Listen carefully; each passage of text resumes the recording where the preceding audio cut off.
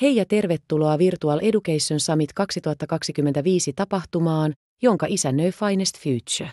Tässä videossa selitämme, kuinka täyttää osastosi sisältölomake. Osasto on paikka, jossa voit olla vuorovaikutuksessa opiskelijoiden kanssa, jotka vierailevat tapahtumassa, ja kerätä automaattisesti heidän yhteystietonsa. Videossa rakennamme osastosi muutamassa yksinkertaisessa vaiheessa, käyttäen videoita, kuvia ja avatareja. Lisäämme sitten koulunne edustajat, kurssit, joita haluat opiskelijoiden näkevän, ja kaikki webinaarit, jotka haluat näyttää. Voit myös lisätä lisäominaisuuksia lopussa, kuten asiakirjoja, kyselyitä, mielipidetutkimuksia, videoita, 3D-kierroksia, lahjakasseja, pistetauluja ja verkkosivustoja. Ensiksi tarvitsemme nimesi, sähköpostiosoitteesi ja koulusi nimen englanniksi, jotta tiedämme, kuka olet. Seuraavaksi haluamme tietää, minkä tyyppinen oppilaitos olette ja mihin aikaan osallistutte tapahtumaamme.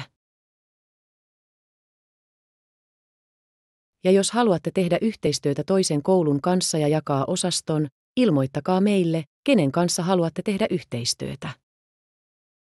Sen jälkeen voit valita osastosi 3 vaihtoehdosta. Seuraavaksi lataa logosi ja varmista, että se on oikean kokoisena.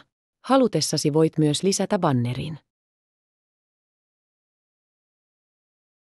Seuraavaksi, jos sinulla on kuva osastoasi varten, lataa se oikeissa mitoissa. Seuraavaksi lisää tietosi, sosiaalisen median linkit ja kaikki teksti, jonka haluat näkyvän koulustasi. Seuraavaksi valitse painikkeidesi värit. Jos haluat näyttää videomateriaalia, liitä YouTube-linkki tai lataa tiedosto, mutta pidä se alle 40 megatavun.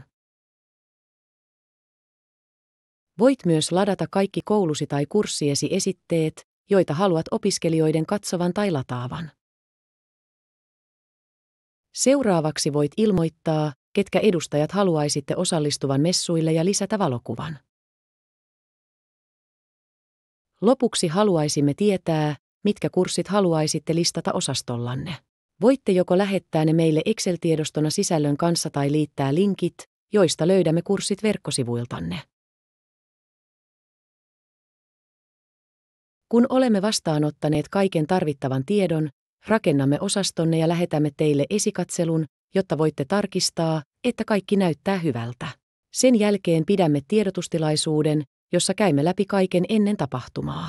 Odotamme innolla tapaamistanne ja ottakaa yhteyttä, jos teillä on kysyttävää.